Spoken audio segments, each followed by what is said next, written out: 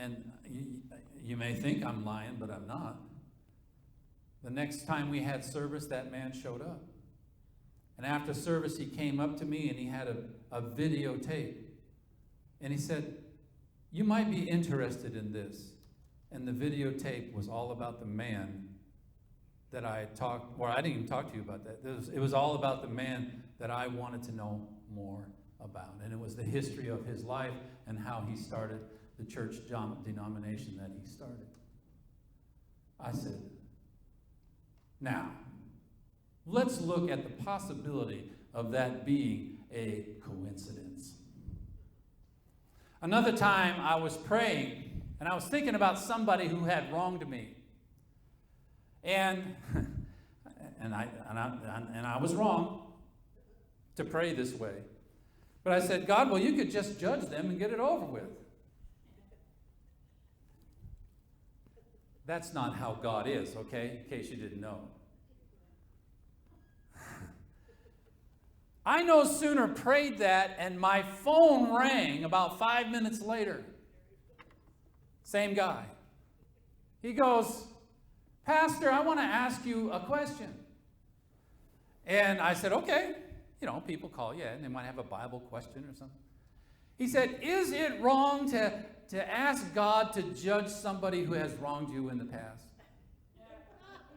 So what'd you do, preacher? I started speaking in tongues. I said,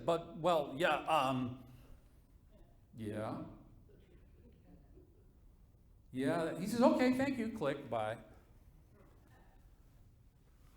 So those were two random, there's many things that have happened in my life like that. But those are two examples of randomness, of coincidence. I think not. I think God is alive. And I think that God was very concerned with my attitudes that I had at that time. And that God put it in the mind of somebody who came to our church to call me and talk to me about this one specific question that I had already just got done praying the wrong kind of prayer. It's not random. You'll never convince me that it's random. One writer said that if our lives are just random, then God is either incompetent or he just doesn't care. Now, sometimes we think that. Because why? Because like the breakdown of those atoms, and the scientists that observe them say that the breakdown of those atoms is random. The reason they believe that is because they don't know all the variables in the quantum level that exist, but God does. And to God, it's not random. He set it all in motion with the words that he spoke when he set it all into existence. He understands exactly why that happens. They don't, so they think it's random. And we don't understand why things happen in our life the way that they do, and we have a tendency to believe that maybe it's just random. The randomness, or the seemingly randomness of life. Now, as an example, if I come to visit you one day a month out of the year, and I come to you, say, on the fourth day, and let's say I'm bringing a $100 bill just to make it interesting. I'm going to give you a $100 bill. And I come on the fourth day of every month of the year and give you a $100 bill. For years, I do this. You would say, well, that's a pattern, that's order. But what if I come to you every month, but on a different day, and you don't know which day I'm going to come? Or maybe I skip a month and I give you $200 the next month. All right. She said I'm a nice person. Yeah, I would be, wouldn't I? Back when $100 bought something, right? So then you would say it's all random, right? Because now I'm not coming on the fourth day of the month. I'm coming any day of the month, or maybe I'm not coming that month. Maybe I'm coming next month. Maybe I'm not coming for 6 months, and then I'll give you $600 on the 6th month. So I establish, I come seemingly random to you, but what if it's all part of a pattern that I've devised? but you die, maybe it's a 20-year pattern, and you die after 19 years.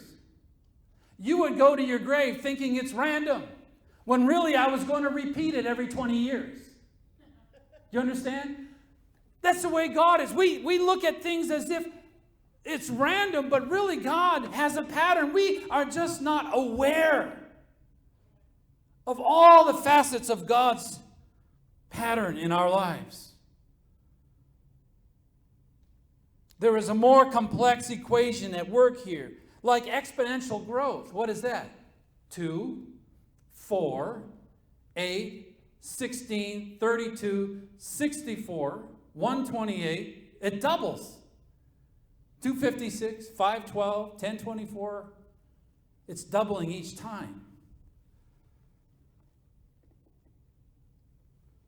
There's a more complex equation at work. We sometimes think that our life is all about us. Don't we? Oh, come on. Raise your hand. I know I do. See my hand way up here? But really, our lives aren't just about us. Our lives also touch other lives. And like this exponential pattern, something that you may go through,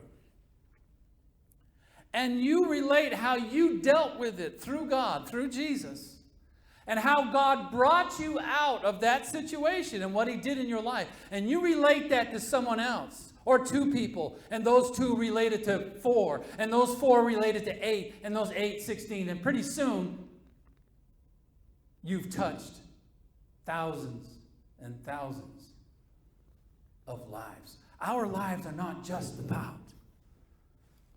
ourselves, but it touches those around us. We are living our lives today through the example and writings of men that followed Jesus 2,000 years ago, and even more.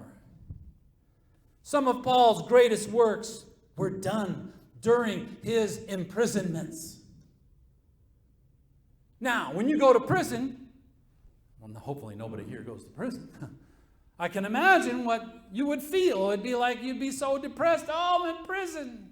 My life is over. I'm just going to eat and sleep in this cell here for however long.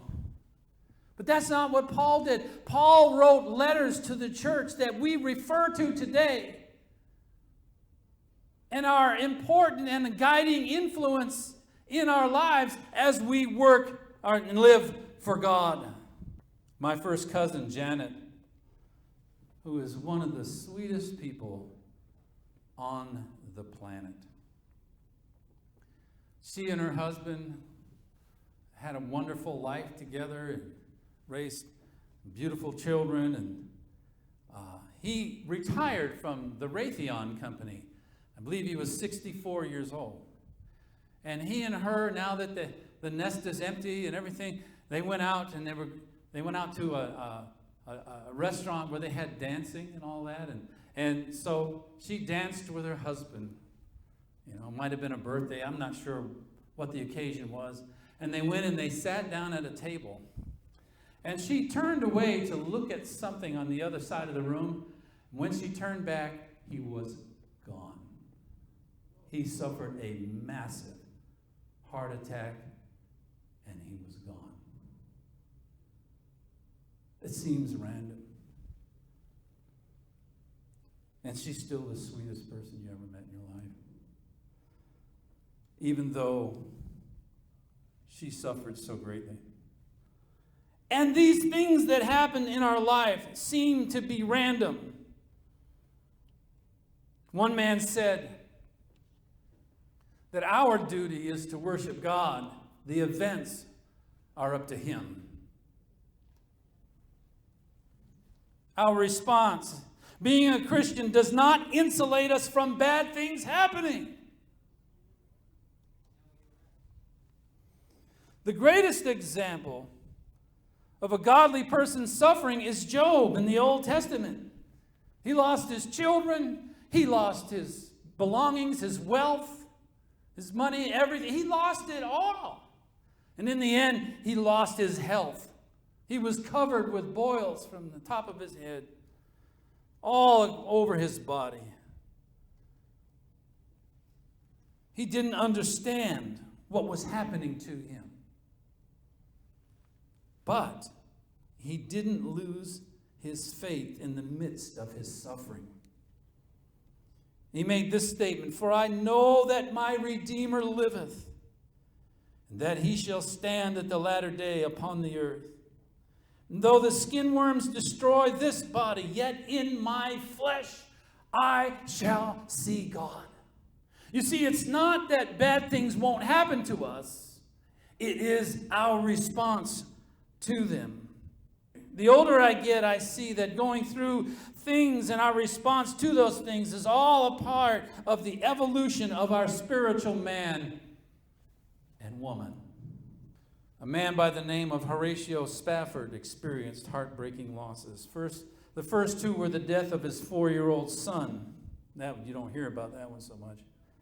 And the Great Fire of 1871 in Chicago, which ruined him financially. And he had been a successful lawyer and had invested significantly in property around the area of Chicago that was extensively damaged by the Great Fire. His business interests were further hit by the economic downturn of 1873, at which time he planned to travel to Europe with his family on the SSV du Havre. In a late change of plans, he sent the family ahead while he was delayed on business concerning zoning problems following the Great Chicago Fire. While crossing the Atlantic Ocean, the ship sank rapidly after a collision with another sea vessel, the Loch Erin. And all 4 of the Spafford daughters died. His wife, Anna, survived and sent him the now famous telegram, "Saved alone." Shortly afterwards, as Spafford traveled to meet his grieving wife, he was inspired to write these words as the ship passed near where his daughters had died. Bliss called his tune Via du Havre from the name of the stricken vessel. And partially it goes, "When peace like a river attendeth my way, when sorrows like sea billows roll, whatever my lot," and these are the original lyrics, "whatever my lot thou hast taught me to know, it is well. It is well with my soul." There has no temptation, 1 Corinthians 10 and 13, there's no temptation taken you but such as common to man. But God is faithful, who will not suffer you to be tempted above that which you are able. But with the temptation, make a way of escape that you will be able to bear it. Another word for temptation is test. Mr. and Mrs. Spafford must have been able to bear it. And Horatio wrote one of the most beautiful hymns ever written, which no doubt has comforted many people over the years when they have faced seemingly random occurrences in their lives. Through the acquisition of science and knowledge, men want us to believe that randomness truly exists. This means that all we see, hear, and touch, including we ourselves, are the result of a random sequence of natural events. If this were true, then life has no meaning and no purpose at all, and that we are the result of a cosmic accident. You are not here by accident, and your life is not random.